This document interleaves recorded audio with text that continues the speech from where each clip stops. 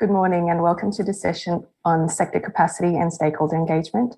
My name is Kim Swain and I'm an Urban Development Specialist from the Southeast Asia Department of ADB, and I'll be your moderator for this session. A key focus of today's presentation will be on how we achieve sector outcomes by engaging multiple stakeholders and enhancing sector capacity. We are joined by 5 presenters who will take us through their experiences in making inroads in the water and sanitation sector.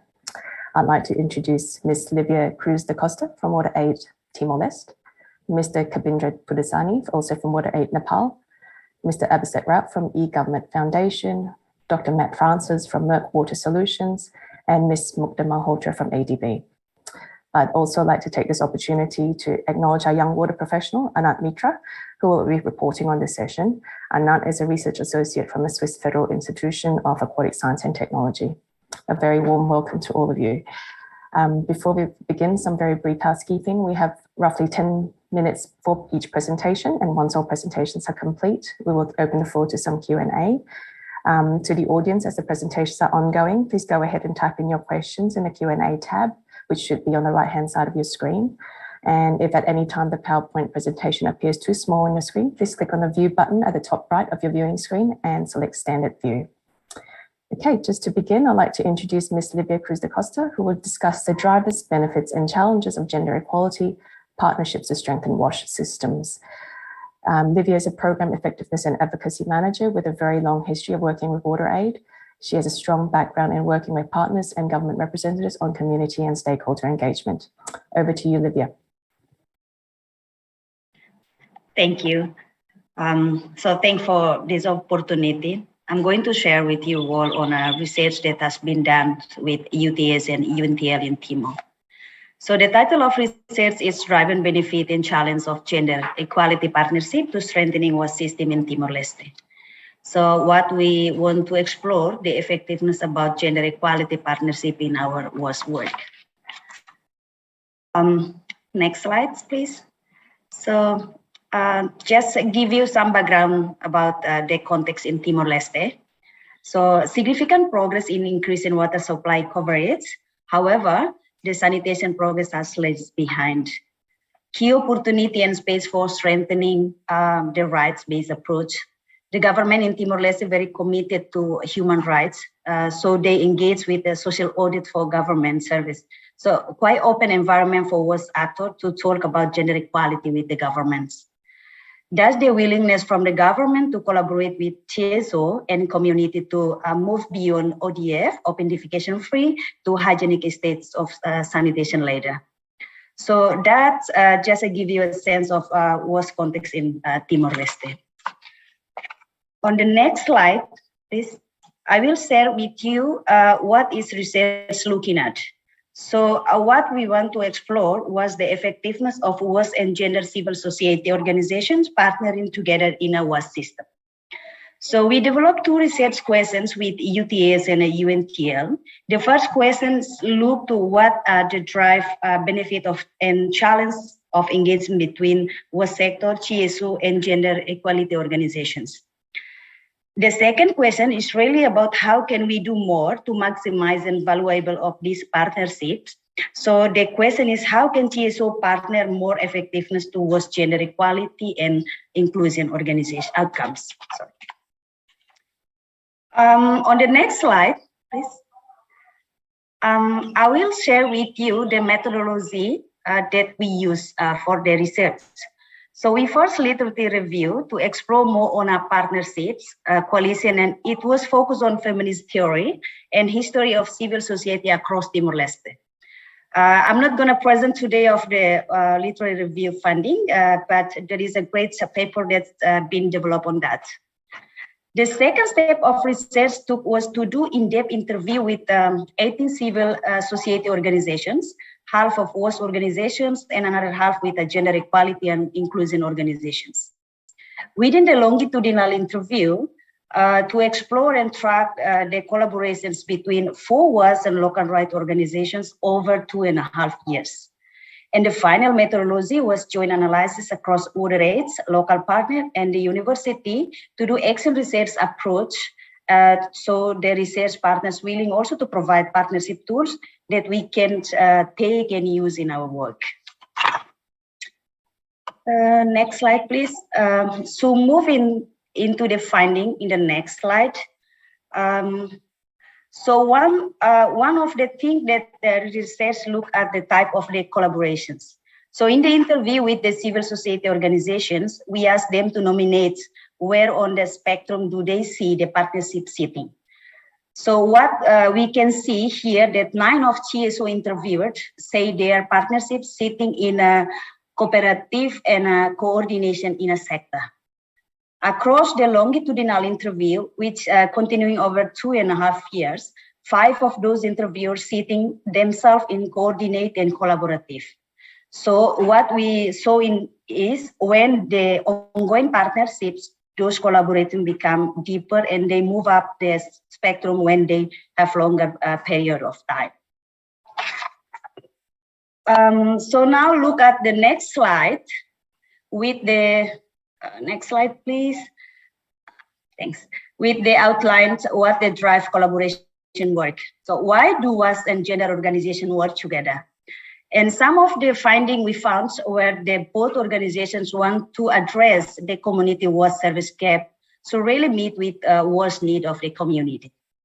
The second key driver was to really strengthening and improve gender and rights outcomes toward equality. So for example, helping ending the violence against women or violence against people who are LGBTQI. Gender-focused organizations that work closely with the community, so they are motivated to collaborate with WAS organization because of the WAS need that they saw in the community and their everyday work. And you see the quote in the slide there say, we need to work together so community can benefit from our partnership. Community is needed to become a factor that really pushes us to work together. And the third area was a measure the gender partnership and a gender shaping. So really saying that by working together, we can sharing our advocacy work that will have a greater impact. Next slide, part of the research. In the next slides, outlining what of the benefits of this partnership. So what is the research finding is, what the key benefit that people saw was the increase in participation and inclusion. For example, when securing was right for people with disability by elevating their needs to relevant partners. Second area is learning and capacity building. So benefit of working together, of having the partnership was being increased capacity building. The third area was finding really interesting was strengthening advocacy opportunity connecting with the governments. So for example, women organizations reported they more act for funds for national WAS influencing work. 4 is shifting in gender norms, perception and responses. So partnerships activity lead the positive changes in the community. So we saw improved outcomes around women and men take equal work. Next slide, please. So next slide, a few more benefits that I will touch briefly. It is that for gender TSO that top 3 benefit. Yeah. So the first one is about capacity building. The second one, training. The third one is creating networking and forming the new link. And when we asked the same question to the WAS TSO, they listed three top things. The first one is government engagement. The second one is improved data and information in the communities, and women groups leading WAS advocacy. So we can see some overlap there, but we can also see the different opinion between gender TSO and WAS TSO for what the benefits are. Next slide, you will see the challenge of the collaborations. So we see some challenge in the collaboration between gender and WAS organizations. At the organization level, were reported that where organization strategy didn't link up or align, and this make partnership much more challenging. The gender TSO reported they feel lack of skill around WAS, so technical literacy on WAS knowledge, and it makes partnership harder.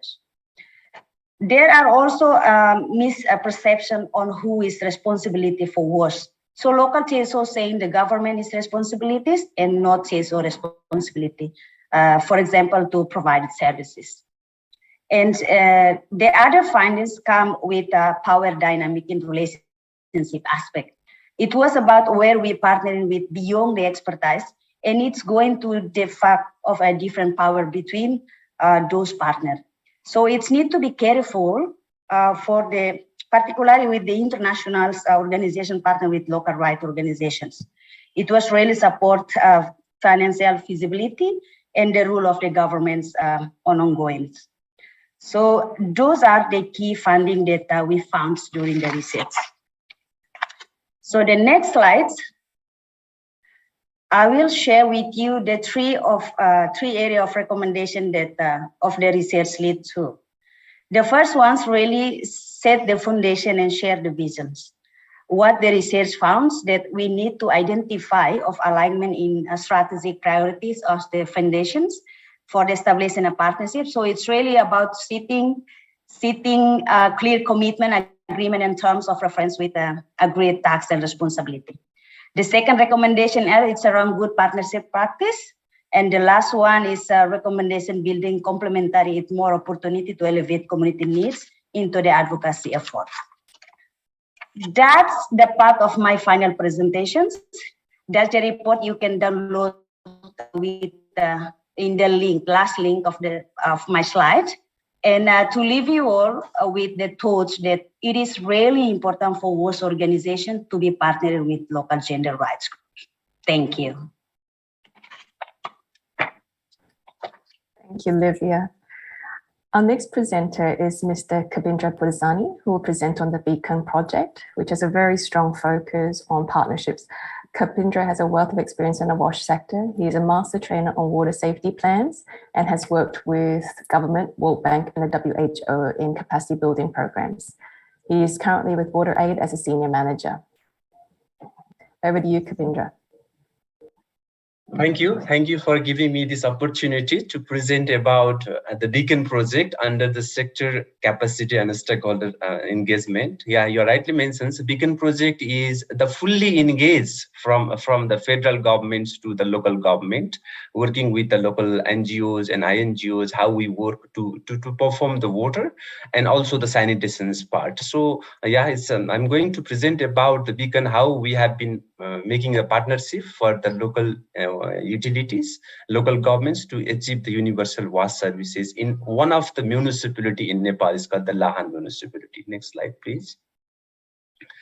So for introducing about the Beacon, actually Beacon project is one of the unique partnership, being a long-term partnership with the WaterAid UK company called the England Water, England Alliance, WaterAid Nepal, Water Supply Corporation in Nepal, Ministry of the Water Supply and Lahan municipality. Is one of the just trying to solve the problems on the waste sector, and that means demonstrating the holistic solutions on the waste, providing the sustainable goal achievements. So this is a long-term, means we have a focus on up to 2030, and we have a declaration of the intent with the Ministry of the Water Supply, England Water, England Alliance, and WaterAid Nepal, with working with the NWSC and municipality of Lahan. And we have also the agreement between the Lahan municipalities, NWSC and WaterAid. And we have a project steering committees. We did the regular meetings led by the mayor on the progress where we are and what should be the solutions, and the project team from the UK and Nepal and the municipalities and NWSCs for regular discussions about how the work is going on. So next slide, please.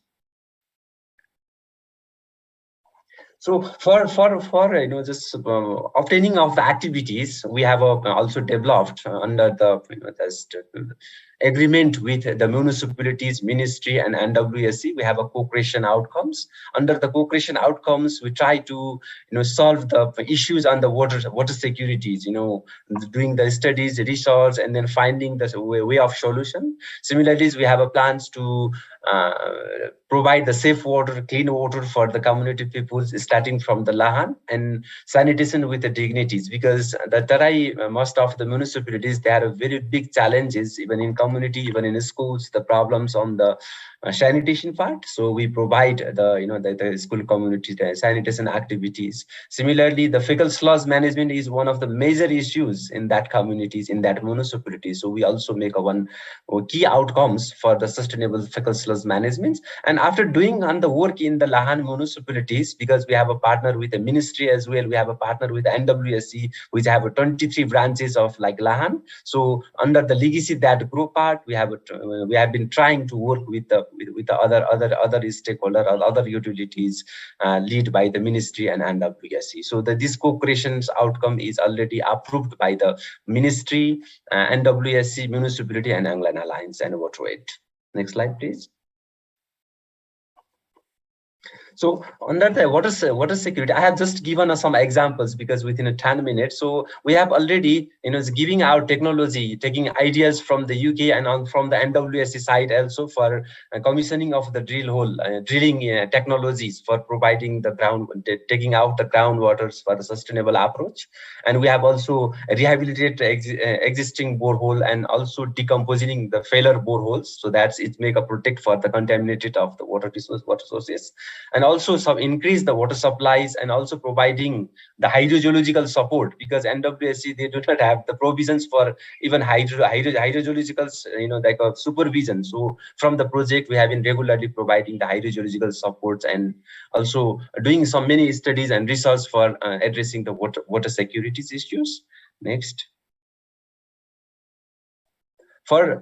For the safe and clean water, the must part is the providing the safe water. I have already mentioned about the water resources, but need to be more focused on the water quality as well. So we introduce the high technology on the online chlorine systems, taking ideas from our Anglo Alliance colleague. So already installed the 3 number of such chlorine units under that utility system. So that has clearly given a very good change for the FRC levels in under the endpoint. So that is the one good examples I have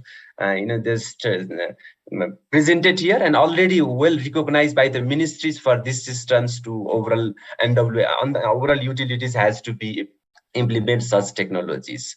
Next slide, please.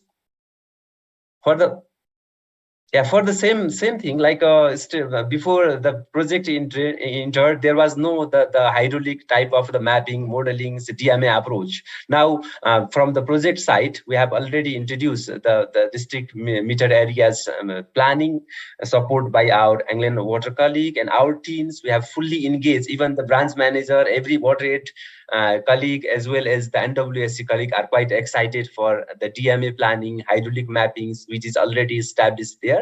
And that is already started for the legacy that grew outcomes. Next slide, please.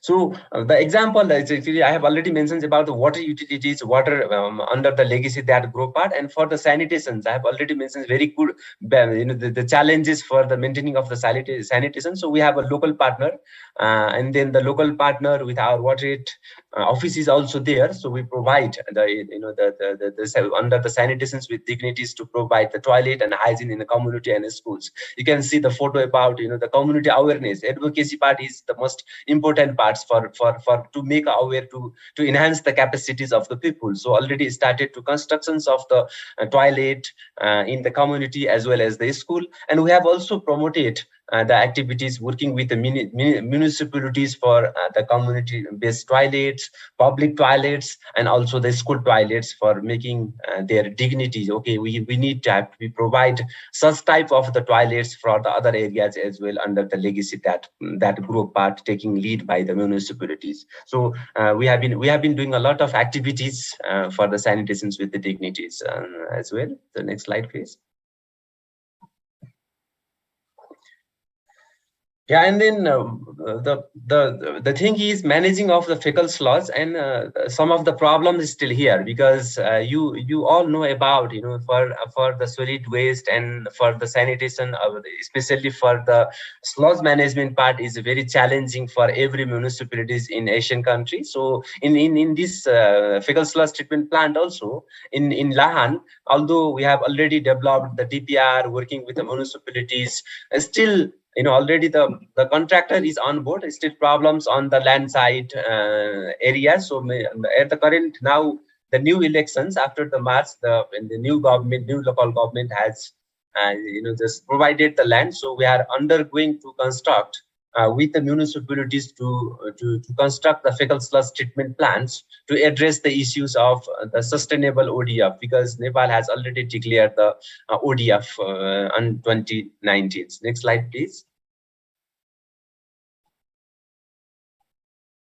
So this is the photograph taking the ideas of technology from UK to here. So already introduced about the CC camera. So this is already started to implement in other NWSC's branches to requesting from the Lahan. So and then providing the technological training for the sustainable borehole trainings to every branch manager. So now, and provided the specifications for constructing of the borehole and approved by the NWSC. So this is also the example of the capacity enhanced from the Lahan to the other branch areas. Next slide, please.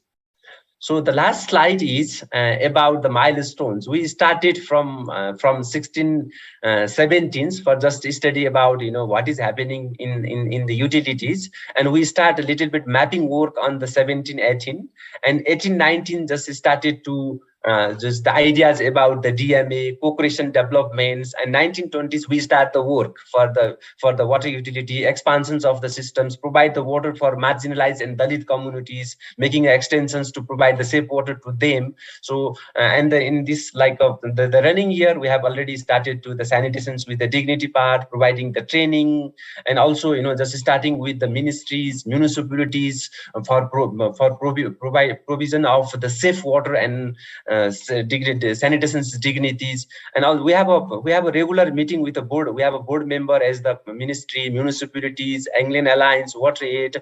Under the six month intervals, we have a board meeting. So board meeting approve the activities, and we implement the activities from the project steering committees. So that's why we have a proud for at this moment to making such type of the partnerships to working together to making a sustainable waste solutions, starting from the local levels and improve to the federal government as well. Thank you very much for hearing me. Thank you, Kavindra. Our next speaker is Mr. Abhishek Rout, who has prepared a presentation on the implications of drink from tap mission for future urban water projects, lessons from Puri, Odisha. Abhishek is a program associate with eGovernment Foundation, where he's responsible for coordinating and promoting the implementation of digital tech to promote better quality of life in cities and making them sustainable. Over to you. Thanks. Thank you, Kim. So I'll be going to talk about India's first drink from tap project that happened in Puri, Odisha. Next slide, please. So these are the brief contents that I'll be covering. Next. So if you talk about the global water scenario in cities across all these areas, next. So these are the three causes that causes the poor water provision, that is related to the quality which gets deteriorated, and the accessibility, like the nearest clean water source is far away from the people, their homes.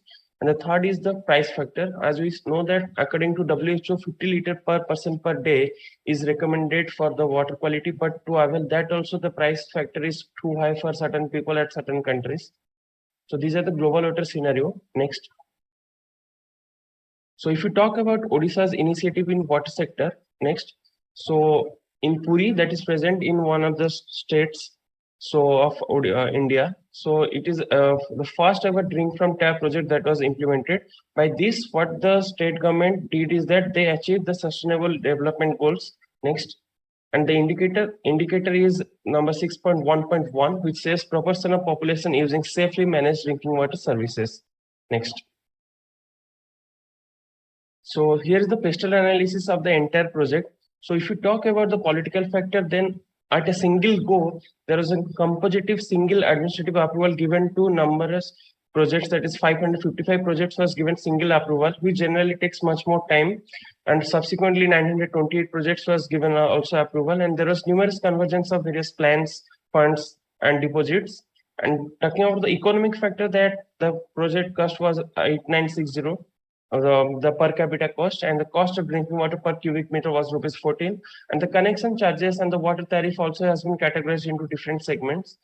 And the social factor is that there was inclusion of urban poor with equitable sustainable approach, and there was some sort of incentive based linked for the women empowerment factor also there. And in terms of technological, there was inclusion of PLC and SCADA system with GS map integration with customer mapping, consumer mapping. And in terms of environmental factor, the NRW gradually reduced from 54% to 15%.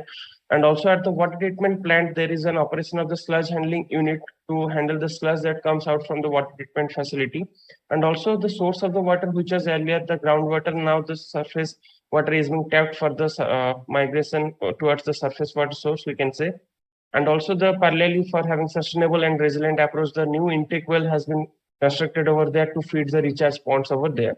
And in terms of legislative factor, we can say that there is one wholly owned non-profit company, that is WATCO, has been established for the capacity building, not only for the city or the state, but for the entire country. And if you say the excluded settlements, those who have no land tenures, they have been also brought into this sector of getting water drinking facility. Next. You can go at over. So for the key information of the project site, we can say that population is 2.5 lakh population with households of approximately 30,000 population, and the source is the river Bhargavi. And although the water demand is 38 MLD, but the treatment plant is also much ahead of there, having 42 MLD. And if you see the overall process flow of the water, that is from the surface water of Bhargavi river, it goes to one of the two artificial ponds that has been made at Samango. From there, the water goes towards the intake well and toward the centralized treatment plant. And from that treatment plant, it goes to the overhead tank, which is having 19 in numbers, that is shown in the left-hand side, the elevated service reservoirs, and also to the underground reservoirs, that is 5, the ground service reservoirs. And it has been divided, as said by my previous speaker, the district metering areas or the operational zones has been divided for monitoring the process flow and metering, and then it goes to the households. As this was for the first time in India, it was implicated. So for this project, at first, what it was done in the brownfield areas was the leakages were arrested. Then the department was sent to Singapore to learn how the Singapore government has implemented this drink from tap project. And then the government partnered with its own National Informatics Center and developed their own software to monitor the entire system. After that, the systems were installed at each 100 meter to measure the pressure and control all those pressure monitoring gauges surveillance system. And at last, all this, as earlier it was the groundwater, now it has moved to the surface water. So for that, how the cost recovery was done, so that was mechanized. Next. Yeah, so in terms of policy reforms, we can say that the right to tap water was established. So these are the policy measures that I'm enlightening you. So in terms of the relaxation of house connections norms for the poor, if someone having no property means under his or her name, then also the water facility was given to him, but with an indemnity undertaking. That means that if any further disputes happens, then we cannot say that I have got the water connection, so I belong to this land. So it has been segregated. So for that factor, the indemnity undertaking is also taken from the user. And the cost-free connection for the urban poor was also there. An easy installment of the connection fee for the others as ₹100 per month. 2 points were given for this water facility by the government, one at the kitchen and one at the toilet. And it covered all the uncovered slums and areas. And initially for this water tapping to come to the household, so all the road cutting permission that was taken, the charges were levied on the society or the people of the city, but that was also excused. So this 10,000, 15,000 is paid by the government itself. As I was mentioning above, that a composite single administrative approval for numerous projects and convergence was there, that is 555. And then involvement of this topic, our session is on sector capacity and enhancement. So here the critical stakeholder, we can say, is the women self-help groups, which are enhanced by the incentive-based performance links with certain price factor that I'll be explaining in the upcoming slides. The total project cost is 224 crores and the overall per capita cost is approximately 8960 rupees. Next. And if you talk about the overall project duration, the initial survey, investigation, planning, design, it took around 14 months. So it was done rigorously for a long period of time, spanning across more than a year, for which the execution was done within 9 months. Prior to this, the prior funds that comes from the central ministry and the government and the state government, it was utilized for the construction of the basic infrastructure, which took around five years. Next. So if you talk about the smart water management, then we can say about there was real-time command and control center, data capture for preventive maintenance and operations, reduction of the non-revenue water through leakage detection control system, efficient incidents management and quick resolution on the spot. And the lab facility was there on the ground itself, mobile responsive real-time flow, the GIS-based asset consumer mapping, and the KYC for efficient billing and complaint redressal was also established. And in terms of the key initiatives, so there were lab on wheels for the on-ground testing of the water facilities, quick response team, digital display board, Jal Sathis, and customer care service. Next. So if you talk about the connection charges, it has been categorized into domestic, industrial, public sector, for the stand post and for the temporary connection. So different pricing according to their own socioeconomic background. Next. So this one shows about the service level benchmark. That is according to national standards of coverage, extent of metering, non-revenue water, cost recovery. So all these in the benchmark has been highlighted, and as you can see, the government is also improving year by year in terms of achieving the benchmark that has been set by the national standard. Next. So for Jal Sathis, I was saying these are the key stakeholder. These are the initiative to empower the women by including them for facilitating these activities that has been highlighted, like facilitating new connections, identify illegal connections, regularizing them, reading water meters and generating water bills and collecting the payments from the citizens.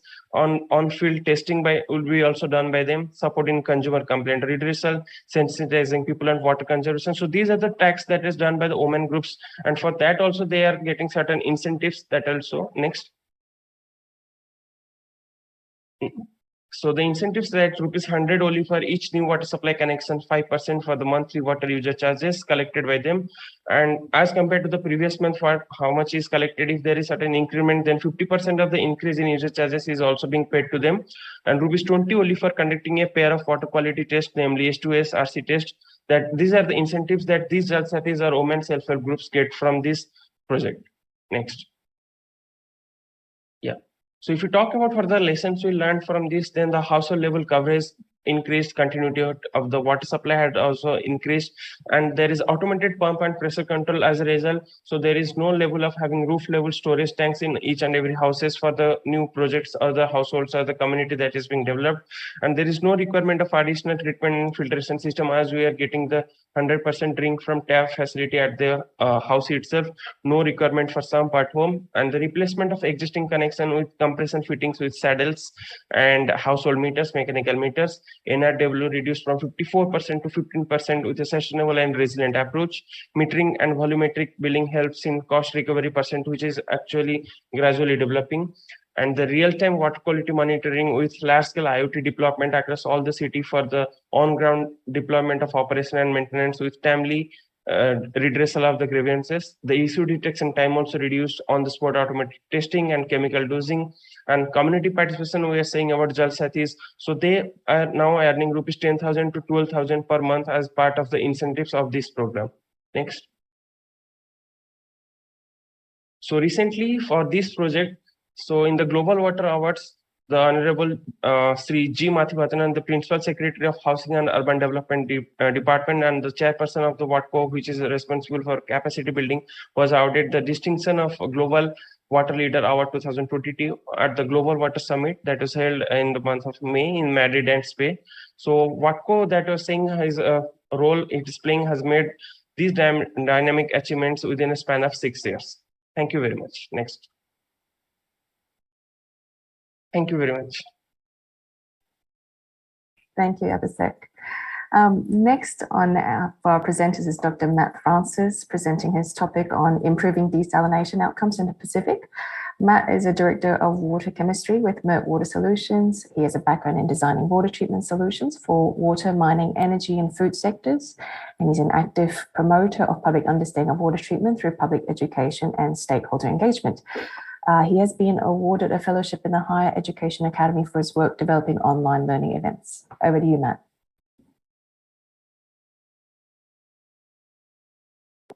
Brilliant. Thanks so much for that, Kim. So for those of you that don't know, Mork Water Solutions is a West Australian-based water treatment company.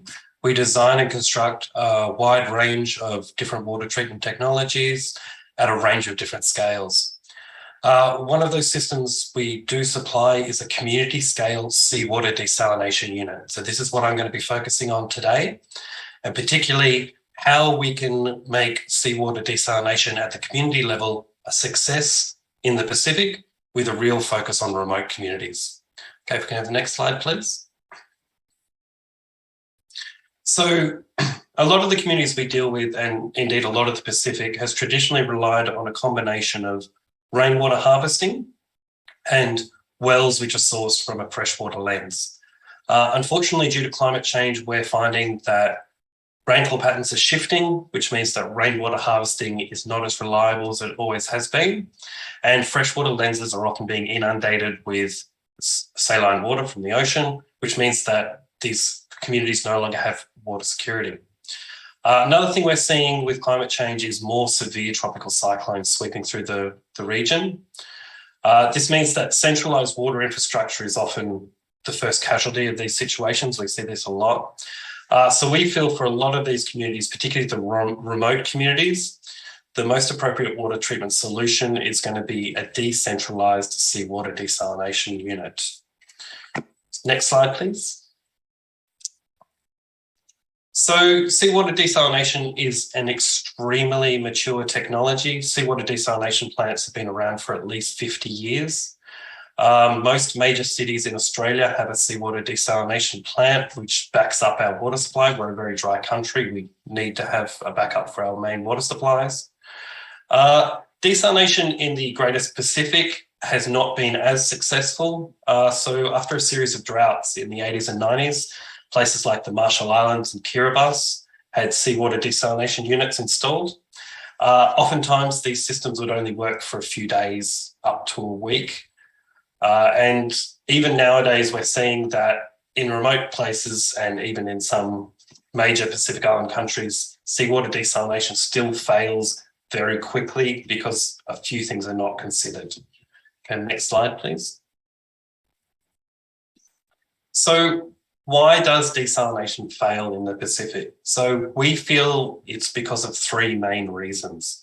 So first reason, which is probably the biggest reason, is that there's a lack of community consultation at the start of the process. Oftentimes people haven't gone into the communities, talked to them about the available water sources, which might be easy to treat, and the actual water situation. Once a unit has been installed, the other big problem we see is that often there isn't sufficient training to actually operate the unit. So often these units will fall into disrepair quite quickly, or the training will be quite limited and the person who's training will then leave and no one can operate the unit. The second reason we feel that desalination can often fail in the Pacific is that the units are often not designed well for local conditions. So this can include environmental conditions. So often we'll see a lot of corroded pipes very quickly. Pumps will fail because they haven't taken into account the saline environment or the humidity. Another big issue we see is that they don't take into account the local market for spare parts. So this is something we do a lot in our design work, is we'll look at the local market and see what is the availability of spare parts? What kind of things can we source locally? The third reason we often see these units fail is because a lot of them rely on diesel fuel. If you're in a remote community, you're often not serviced by an electrical grid and you're relying on diesel fuel for your power. And oftentimes, if you're relying on diesel fuel to produce your water, then you can oftentimes run out of diesel fuel or be wanting to use your diesel fuel for something else. Next slide, please. So this is what has informed our approach. So we think of it as a three-step approach, but really it's two small steps and one big step. So first step is we prefer to use renewable energy to diesel fuel. That way, if the sun's shining or the wind's blowing, you can produce water. You don't need to rely on shipments of diesel fuel. You can just let the sun do the work for you. Secondly, we have an iterative design approach. This is something we do in all of our projects, not just our seawater desalination projects. We install a unit, see what works, try and learn from any issues we have, and then for the next one, we'll try and do it better. But the main thing we find is talking to communities, forming local partnerships, and doing effective training, which is what I'm going to spend some time on. Can we have the next slide, please? So firstly, renewable energy. It has its advantages and disadvantages. Obviously, the big advantage is it frees you from the use of diesel fuel. The main disadvantage of using renewable energy is that you require the wind to be blowing to get the power, obviously, or you require the sun to be shining. So on a sunny day, that's fine. You can get 8 to 10 hours of water production, which is generally more than enough to produce your needs. If it's raining, obviously you can use rainwater harvesting like you traditionally would. So it works quite well in tandem with that. The problem is, unlike a diesel system, it's not going to be running overnight. So solar systems generally need to be a bit larger in capacity than a diesel system. Even with that, though, we do find, you can see a graph on the bottom right there, it has a slightly higher capital cost.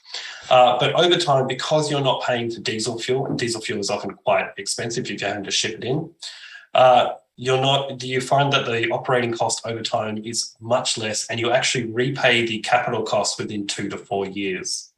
Okay, can we have the next slide, please? This is just a quick slide showing how our machines have evolved over the years, how we've learnt lessons from each project. So here we have a unit from 2013, 2017 and 2021. The 2021 is our latest generation of machines. As you can see, the units have become very simplified, very streamlined. We've made them much easier to service. This helped for our training because people could learn to service them much more easily. We also made them much easier to operate. So we had a lot of hand valves on the early machines, and now we've got a lot more semi-automated operations. So you can see on the rightmost unit, it's a start button and a stop button and an indicator light to say when the machine's automatically flushing. Okay, next slide, please. But the most important aspect of our approach, and particularly our success, is our focus on training. So once the community has identified people who are very helpful to be trained, we'll then train them to use the machine. We'll make sure they're comfortable running the machine. And then in 6 months' time, we'll run a refresher course. So they've had 6 months of experience, hands-on experience with the machine, and we'll update their training. From there, they can be trained even further if they want to become a local surface technician. We also form local partnerships. If there's a local pump manufacturer, a local auto electrician, a local solar panel expert, they can often be trained very quickly to service our machines. So in most of the regions we work with, we will have a few of these local partnerships for people who can service our machines, which means you're not waiting for outside expertise to get the machines up and running if you need that.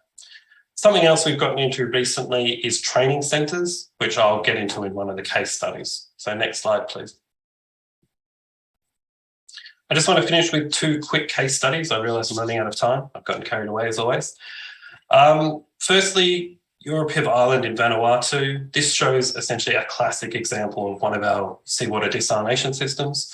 This is an island of 800 people. They relied on rainwater harvesting and wells which accessed a freshwater lens. Due to climate change, they found their wells were being contaminated and the dry season got longer and longer.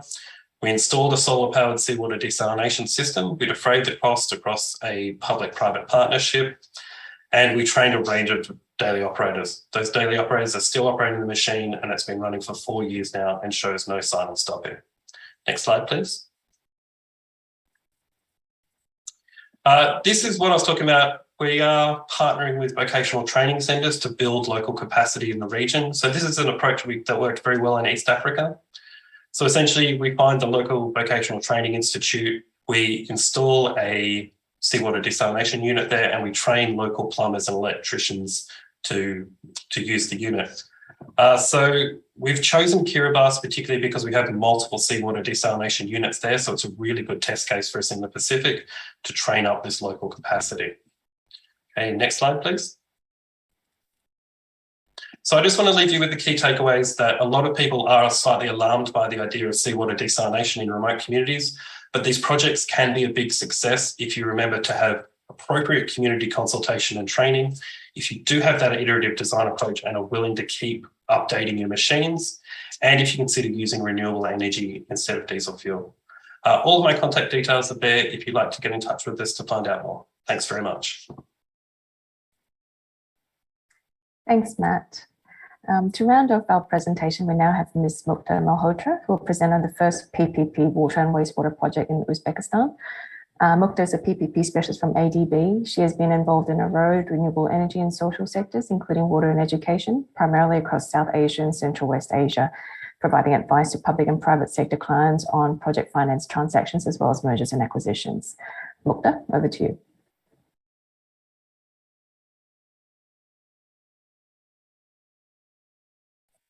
Sorry. Thanks, Kim. Good morning, everyone. It's a pleasure to be here today amongst all of you, representing ADB's Office of Public-Private Partnership, as we call it, PPP. I'd like to thank the team for providing us the platform to showcase our works in PPPs in water and sanitation sector, and specifically the project, which is the first PPP project in water and wastewater sector in Uzbekistan, which achieved commercial close with Matito Utilities, which is an established water utilities company based out of UAE. Next slide, please. Through my presentation, I'll be covering two areas in next 10 minutes. First being the broad assessment of water and wastewater value chain in terms of PPP opportunities across multiple avenues. And second, the project, its positive environment impact, the risk allocation in the commercial structure, as well as the functional responsibilities. Next slide, please. Now, beginning with the PPP options in the value chain. So if we look at the water and wastewater system value chain from PPP perspective at a much macro level, typically there are potential PPP options across all segments of value chain. So the water value chain starts with bulk water supply, which includes pipelines, water source, combined with the transmission of that water supply. Now, and the second segment of the value chain is actually the water treatment facilities before water is supplied to the distribution. Now, both these segments are actually well-identified assets without really a consumer interface. And based on international PPP experience, these assets are typically good candidates for PPPs as roles of public and private partners can be clearly defined. Now, the next two segments at the bottom is water distribution and wastewater collection and conveyance till the wastewater treatment plant. Now, both these activities have direct interface with the consumers. So these are generally undertaken by the utility itself. Now, full utility concessions, which include distribution and collection activities, are typically not feasible as a first step in case existing tariffs are too low, which can trigger, the PPPs can trigger significant tariff increase, which can have some social insensitivities. So before moving to full concession structure, there should be a few concrete steps which in general need to be undertaken, especially in the context of emerging PPP countries where social sector PPPs are still a novelty. Now, these steps can be PPP structure through management contract, affirmage for distribution and collection activities, which allows sufficient time to upgrade the system and build baseline data, which provides the base for full utility concessions. And now moving to the last segment of the value chain, which is wastewater treatment. This includes the treatment up to required standards. Now, similar to the second segment of water treatment, this segment also has well-identified assets without consumer interface, can be separately financed from collection network, and that's why these assets can also be good candidates for PPP. Next slide, please. Now, why Namangan wastewater treatment plant? Now, this project actually has 100 MLD treatment plant in Namangan districts in Uzbekistan, which also includes around 7.5 kilometer discharge pipeline. Now, the question is why city needs the project. Now, this city is the third largest city of Uzbekistan with population of more than 600,000. The city has an existing plant, which was built during Soviet era, and there hasn't been a rehabilitation work since then. Treatment processes are not operating, nor the contaminants are being removed. Thus, untreated effluent is actually being discharged into the Sardaria River. Now, this video, which I'll play now, will allow you to visualize this need. Would you please play the video?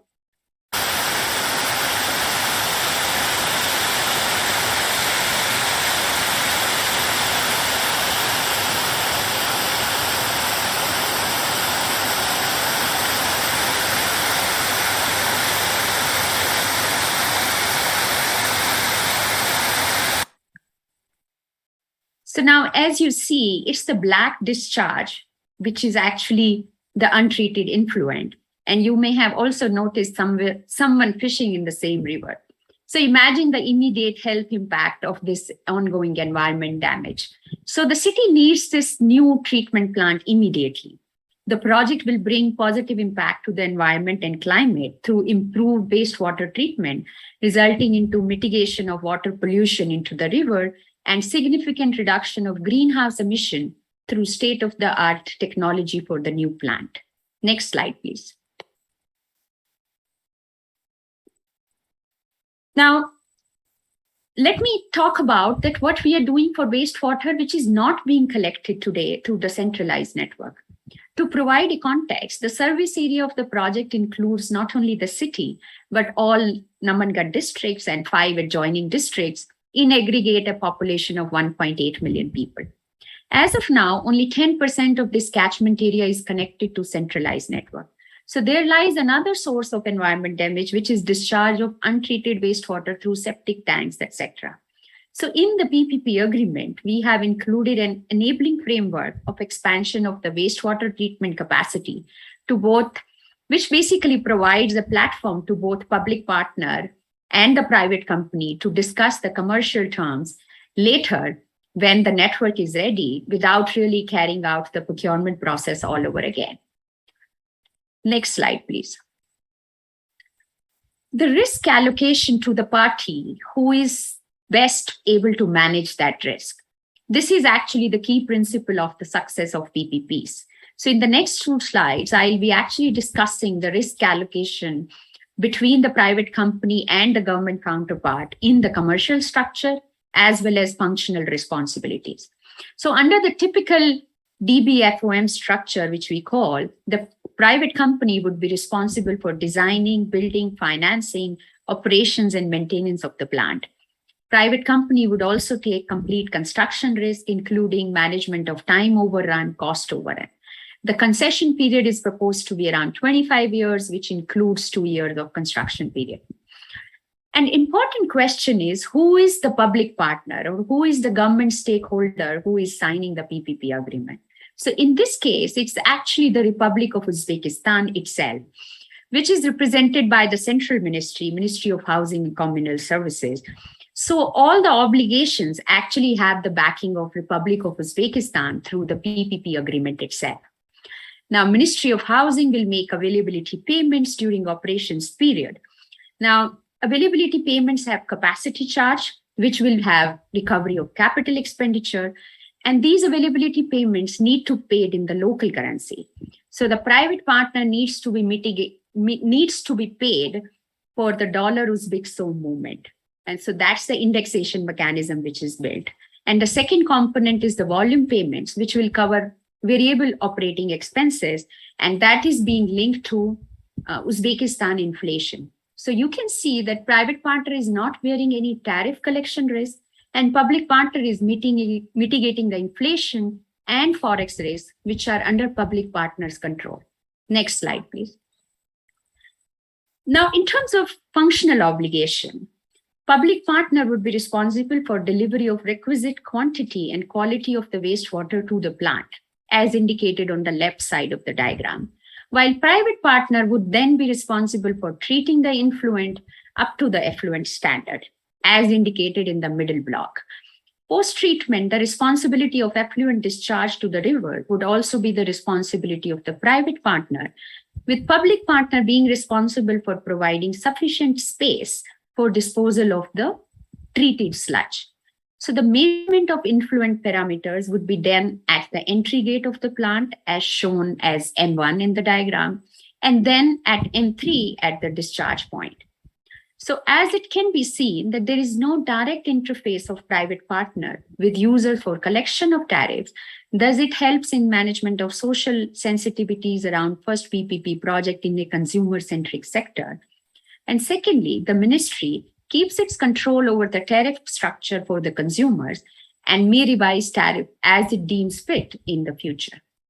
Now, an important message is that apart from the operational capabilities and financing which private partner brings in, there are significant qualitative benefits of PPPs in the long run.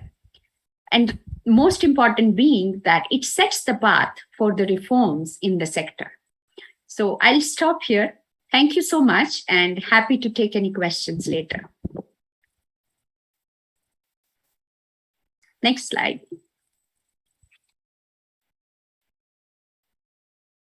Thank you, Mukta. In each of these projects and case studies presented, we've seen a level of different complexities and issues that the team have had to manage, and it appears that there have been a lot of considerations given to inclusion and collaboration. My thanks to the presenters for their informative contribution this morning. We are now moving into a Q&A session, and I'd like to ask our audience to put their questions into the Q&A tab. But first, whilst we're waiting for questions to come in, I'd probably like to start with a rather broad question to our panelists, and perhaps Livia, if you don't mind, I'll start with you.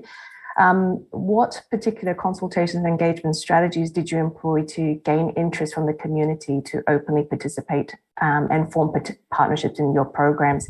I think in your presentation, you mentioned limitations with respect to lack of confidence in WASH literacy and misalignment of organizational strategies. How were these challenges addressed and incorporated into your project?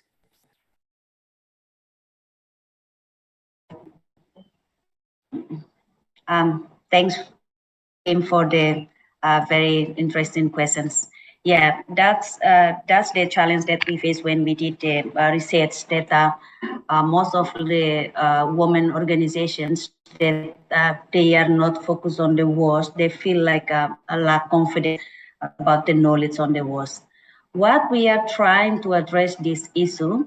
Now we started with the rights groups, which is the organization that's led by women organizations, include them in a several things of WASH activity. For example, one thing that we promote their confidence and also increase their knowledge on WASH is include them in several meetings. Here we call it WASH forum. Also, we include them in that, and also sharing some of the knowledge. And also we are starting to partnerships with those group, and then include them in all our activity in a field, including in influence inside and also advocacy activity at the national level. So we are designing also the system of our partnership with women groups in Timor, and also include some of the activity that relate with WASH. So it include also capacity building to them on WASH itself. Yeah. Thanks, Livia. I think we've got a question here for Matt. It's great to see how desalination is becoming a more sustainable water supply option in the Pacific through better design, community engagement and capacity building. Can you please talk a little bit more about the financial sustainability? Who pays for the CapEx and OpEx for desalination units in the case studies that you presented? Thanks. That's a great question, Kim. So I will start off by saying that seawater desalination is often the most expensive of all the water treatment options. But often, as we're seeing in the Pacific, it is the only option you've got. So I'll talk about CapEx and OpEx first, and then I'll go into those case studies. So the CapEx, which is the main part of the project that needs to be funded, is generally funded either through government organisations. So, for example, our units in Kiribati were paid for by the Ministry of Infrastructure and Sustainable Energy. They can also be paid by aid organisations, or it can be paid by private donations. the OPEX, so the generally which is going to be a servicing cost for a solar powered unit, because you don't have any diesel fuel required. Units run chemical free, so there's no use to pay for ongoing chemicals. This is usually paid for by the community itself. They'll often form a water committee and raise the funds themselves. So for the two case studies I presented today, so Urapiv, that was originally paid for, I'm trying to remember who paid for that. The CapEx was actually spread out amongst 5 different organizations. So that included USAID, it included a German company, and it included some private donations. And that was able to defray the cost of the solar power and the seawater unit. The community itself built a water community, and they collect a nominal fee for the occasional servicing that needs to be done. The advantage of having regional service technicians is that the servicing costs less because they're not coming from as far. And we're often finding that if we can get the training up to a certain level, the ongoing costs are also lower because the systems are kept in better operating conditions, basically. For the KIT unit, that's a fully DFAT funded unit, so Department of Foreign Affairs and Trade in Australia, essentially to build local capacity in Kiribati because they are needing more and more seawater desalination going forward. So I hope that answers the question. Thanks, Matt. Our next question from the audience is directed to Mukta. How much market interest was there in a Namagan PPP contract? What lessons could you offer to other countries in Asia and the Pacific thinking about pursuing PPPs in the water sector based on your experience? And maybe answer that first, and then I'll come up with a third question for you, which is linked to that. Thanks. Yeah, thank you. Thank you, Kim. So, as we all can imagine, this was the first PPP project in Uzbekistan, which is not only new to PPPs, but specifically new to water sector PPPs, which is social sector. So, of course, there was interest in the sense that as we were the transaction advisor through the government, through the ministry. So what we generally do is that we actually held market consultations before we go to the market formally for procurement. So that market consultations which we held was across potential investors, which was also across potential lenders. Now, in spite of the fact that it was the first PPP, I would say there was significant interest from the market. We had, our initial proposals at RFQ stage coming from players from Europe, Middle East, Turkey, Asia. So, and the initial expression of interest were as high as 23, and then ultimately Matito Utilities was selected. So I think the key is for the emerging market is actually to do those ground prepping work, which as transaction advisor we do from the. And an important point is that this whole project was actually closed through COVID, in the COVID time. So actually we couldn't visit various investors. We did all these consultations virtually. And in spite of that, we could close it in February 22.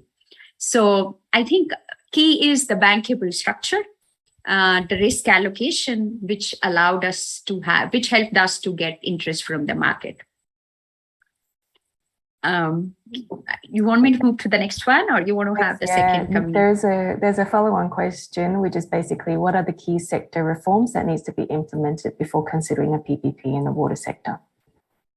Sure. I think I will kind of club both the questions, that what are the lessons and what are the key sector reforms. So the key lesson is that there are some sector issues which need to be resolved. Now, we can't really wait for sector issues to be resolved before PPP come in, but the sector issues can't really be managed through the PPP agreement. We can really find some solution, but it's not in a long-term basis, those sector issues need to be resolved. So one of the key reform, or something which we managed through the contract, was that generally the Uzbekistan effluent standards are based on the chemistry of the river body where it gets discharged. And so which means there is no uniform effluent standard. And second being that these parameters of effluent standards change every 5 years. Now, that is not something which can work when the plant is being built for 25 years. So actually, through the PPP agreement, what we managed is that we actually adopted European-based standards in discussion with the local authorities so that the private partner can set up the plan for the entire duration where they are aware what is to be, to what extent they need to treat the wastewater as per the standard for the entire 25 years. They are not changing every 5 years. And another important, let me say, lesson, and again, a reform, which is basically important, is that the industrial discharge.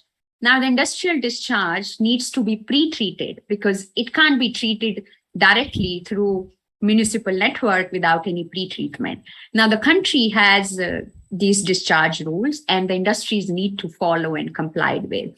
But in general, there are strong penalty mechanisms if industries are not discharging or not pre-treating, but that's not really something which is very strong. So industries are not getting encouraged to follow. Now, if the industries are not treating the discharge up to the standard, this treatment plant won't be able to treat the wastewater up to European standards. So something which needs to be really followed on is that industry pre-treat the discharge. So yeah, I hope I answered the question. Thank you for that. I have a next question from the audience, and it's directed to all the panelists. How do we practically bring citizens and water users and private sector more into the planning process so that it becomes a real and better collaborative process, resulting in true PPP outcomes and service provision? Would anyone like to take that question?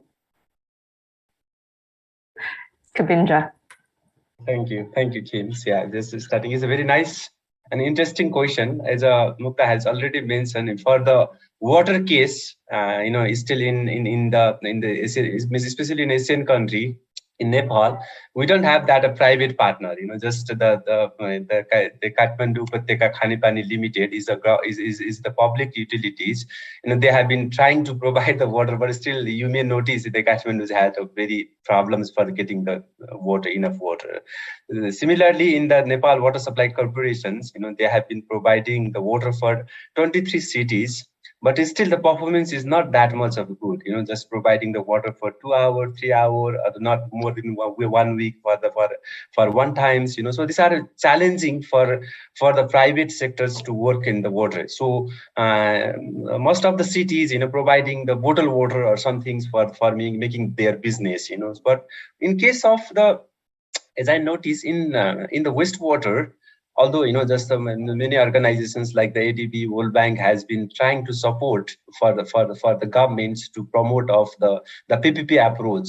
That's way. There's already some of the activities from the small town project.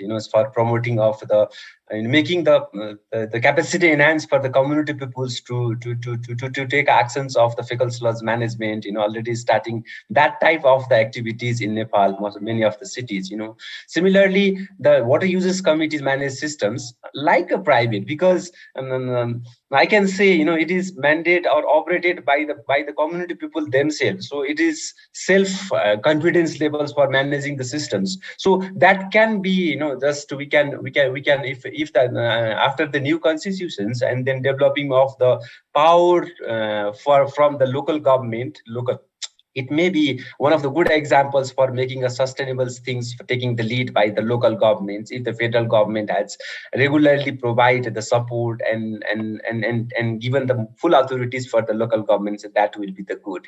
So, and in case of in talking about the waste sector, Kim, I think for the solid waste part, because this is also that's impacting the water resources. So for the solid waste part, for making the business in the Asian countries, there will be more interested for the private partners to making the complete the 3R approach, making the gain from the solid waste will be the much appropriate engage for the private sector engagement, and also for the fecal sludge treatment plant. If able to make a business plan, so that will be much appropriate in case of Nepal, as I noticed. And one example as looking of our the supporting utilities from the Anglian water, they have fully private, but they have getting a very high, like achievements in the wastewater treatment as well. So for knowing about the ideas, so how we can provide, how we can collaboratively working with the local governments, federal government, and province governments, if we can do, or we can, just make a sustain things, even in the water sector. The private engagement is most essential for providing the efficient water for the cities. Like Abhishek has already clearly presented, I really appreciate that project. So I keenly interested to know more about this project, just learning from there, and also from the beacons we can make a community, common tools for how we have been promoting, even for the private sector or local bodies has to be make a responsibles to provide the water and sanitation. Yes, thank you. Thanks, Kavindra, for your insights. Anybody else? Abhishek, please. Yeah, as Mukta and my other speaker has already spoke about some of the facts about the private factors. So how the citizen part inclusion in the planning process, to focus on that part, I want to say that like more we can see the water crisis in the urban poor itself if we talk about the urban factor. So from my personal perspective, I feel that each and every family has a child or youth factor in that. So the IEC campaigning, if can be done through phasing this youth from the local community into different groups or community, from that youth, the family will be getting empowered about the sensitized about the water conservation and how the sustainable approaches can be done. And secondly, post planning session, so as I was mentioning in my project, how the citizen will be means from his or her side giving the water tariff, because they will think water is a freely available source, why shall I pay for that? Some sort of incentivization scheme shall be done, and if they are paying water tariff within certain time limit, then some rebate shall be given. If they are delaying, some fine mechanism shall be there, so that will enhance them to give the amount that is collected, and that can be used as an operational and maintenance cost and all those things. Thank you. Mukta, please go ahead. Yeah, thanks, Kim. Just one cent from my side. So, of course, as I said during my presentations, that sometimes it is not possible to do the full utility concession to private sector just at the first step, right? As Kavindra also mentioned, it's not easy sometimes. So the reason is that you really don't have baseline data where, let's say, the private sector coming in can be judged whether that performance is getting improved or not. So instead of beginning with full utility concession, if the government wants to take first step towards private sector, there can be the offer margin or management contracts. And what that do is they basically simply get their operational expertise, which gradually will lead to improvement in service. And once the public sees the improvement of service, then the acceptability to the private sector participation in the sector, and to some extent corresponding increase in the tariffs goes up. So that can be like a first step towards, instead of full scale private sector participation, the management contracts can be the first step. Thanks, Mukta. There's still quite an interest in the whole concept of PPPs. I've got one more question that's popped up. If there's one suggestion or a killer issue that you would like to make to leaders in the public sector and financiers such as ADB to push for to create better and sustainable PPPs resulting in better outcomes for citizens, what would that be?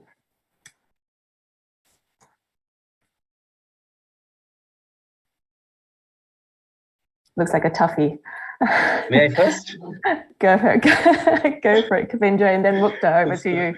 Thank you. It's a really challenging question, but it's interesting too as well. But yeah, from my experiences, just working with the Department of the Water Supplies, and I know much about how the supporting organizations, like even in NGOs or the development partner, like just the ADB, World Bank, many are supporting for making a sustainable wash solution. But it's still quite challenges. Repeating the same thing about just for being more like strictly monitoring and supervisions, and also the lack of this understanding from the local level government. So for this, making a ownership thing, either in like the public or the private, just or the combined things will be much required. So even as I notice, just many water supply schemes funded by the even in the World Bank, this is a failure. Why? Because the people are just not leading the systems. They want to become the political leaders, rather than providing the water services leader.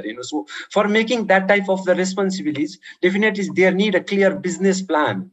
Even either in the water sectors or in the wastewater or any water related activities. The main thing is still in our countries, like in developing countries, just we have been providing, oh, this is your right, you get a free water or something. So that type of the sense giving the the weak questions for the challenging of the sustainability things. So for this, definitely we need to be focused for that marginalized and vulnerables, and then the Dalit communities, but the service should be smart.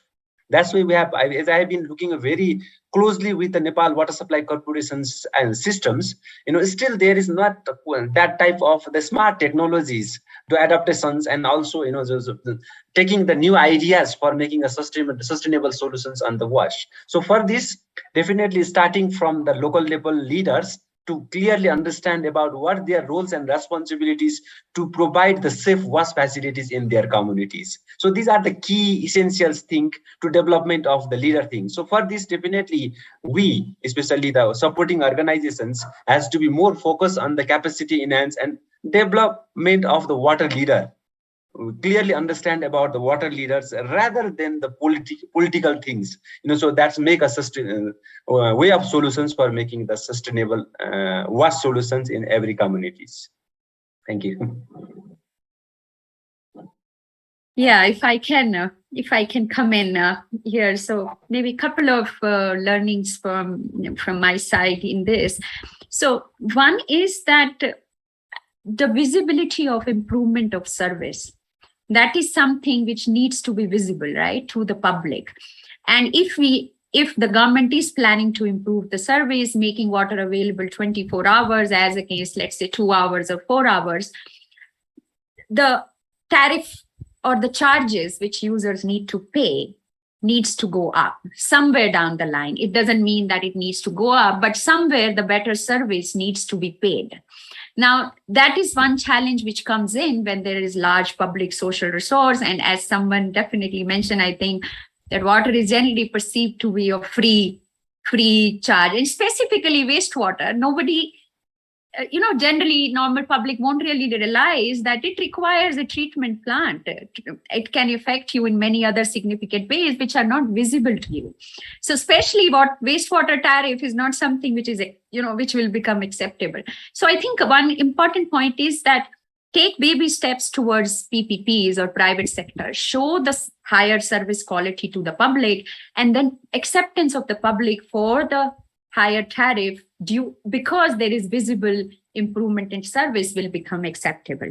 So there is this communication plan which needs to be developed, and it will take time to reform the sector. So I think that's what I will say. Thanks, Mukta. I have just a specific question, maybe you're the best person to answer here, is how can ADB extend its support to water utilities for private financing in terms of PPP-based projects in water supply? Yeah, I think I'm interested in your first questions, and I agree with Kabir that the collaborations between private sectors and TSO and also governments, how we can think about the ownership from the governments, and governments leading all the planning and also all the implementations. We have like experience in helping the local government up to the national government to make an integrated planning, strategic planning at the municipality level. How every department in the municipality level put the importance of the wash planning in their department. So that's also including the private sector, or we call it like a public utility planning on a provided services at the community level. And we also increase like communications between right holder and also duty bearers, how community can talk their demands on a WOS, and also how the duty bearers or the service provider can do their services up to the community level. So integrated planning, including GESI, gender into the WOS, integrated planning for the services from the private sector, government, TSO. It's a very, very good method or approach to increase the collaboration for the services to the community.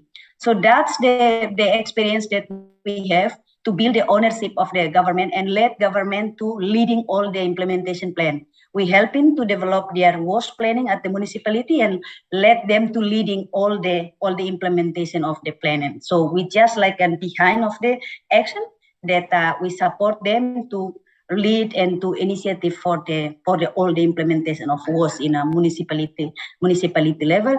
And also we support the right groups to do the advocacy work to advocate to the government to increase at least the budget for WOS itself in a country level. That's the main things or the experience that we had to improve the collaborations on a WOS issue in Timor. Thanks, Livia. I think I'm running out of time, but I do have one more question, and this is for Matt. For the long-term success of the decentralized desalination plants, do you see a few other environmental challenges that may need to be addressed? For example, brine treatment and disposal. How do you propose we ensure these challenges are addressed? Thanks. Thanks very much, Kim. This is, I'm very happy someone actually asked this question because I forgot to cover it in my talk.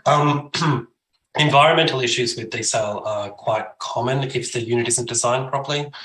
This is what I was talking about during my talk about how the units need to be designed for the environment. So if you're talking a small island where people are relying on fishing for their livelihood, then obviously you don't want to disrupt that environment by putting a water treatment system in. So we design our units to run at a very, very low recovery rate. So essentially what that means is the feed comes in and we strip just a tiny part of that off as drinking water. This means that the water that goes out of the unit to be disposed of is only slightly higher in salinity than the ocean water, and we've seen no disruption. Because we also run at a low recovery rate, it means that we don't need to use chemicals to stop the membranes getting fouled. So this means you get no chemical runoff when you're cleaning. We also have a semi-automated cleaning process at the end of every day where a tiny part of the water that's produced is used to rinse the membranes. This is really important because this extends the membrane life to about 7 to 10 years. So most reverse osmosis plants swap their membranes out at about 2 years, which isn't ideal if you're on a remote island. You're just going to have piles and piles of membranes piling up. So because we can push this membrane lifetime out to 7 to 10 years, it means that for a project that's got a design life of about 20 years, you might end up having to replace your membranes once, which is still something we're trying to push out even further, but currently that's about the best we've got it. So we are, for all of our installations, really trying to minimise that environmental impact. And again, it does come back to that training, that if we can train the operator to run the unit properly and we can get the unit serviced locally, then you're really going to make sure the system's running properly and having very little environmental impact. Thanks, Matt. And just very briefly, just to wrap up, there's one more question about how we can extend support for public water utilities for private financing in terms of PPP-based projects in water supply. And I think, Mukta, you had a response to that. Yeah, sure. Thank you, Kim. So yes, ADB actually has been supporting water sector, of course, and there are multiple avenues through which ADB can support the financing. So if we talk about private financing, then in general, PPP project, as we spoke, are long tenor projects. So you actually need a long-term capital, whether it is debt and of course equity. So our private sector operations department actually provides long tenor debt. Most of the times, in most of the countries, the options are available in hard currency like dollar or other major currencies, but in few of the countries for long tenor, there is a local currency financing option as well, which is available. Now, I think just one bit of it in addition to this pure debt or pure equity, sometimes the credit counterpart of the public from the public side is not really credit worthy, and then there is a credit enhancement which is required. So ADB also offers such credit enhancement products in terms of partial credit guarantee for the liquidity support or credit enhancement. So there are few of these options which ADB has. Now, just a last bit, I know I'm running short of time. Now, sometimes even in PPPs, it's not possible that it's not commercially viable that private partner brings in entire financing. Sometimes there is some share which government needs to bring in. So on the government side as well, ADB can provide support and sometimes which we call viability gap funding, etc., or for the availability payments through the sovereign side. So there are multiple avenues within ADB products which can support PPPs. Thank you. Thanks, Mukta. Looks like our time is up. I'd like to take this opportunity to thank the presenters for their thoughtful and informative presentation and discussion this morning, and also to the audience for their participation. Also like to acknowledge our young water professional also for contributing to the session this morning. Thank you to everyone. I'd also like to just wrap up by encouraging everyone to attend the remaining sessions for today. And with that, I'll conclude this morning's technical discussion. Thank you very much. Thank you.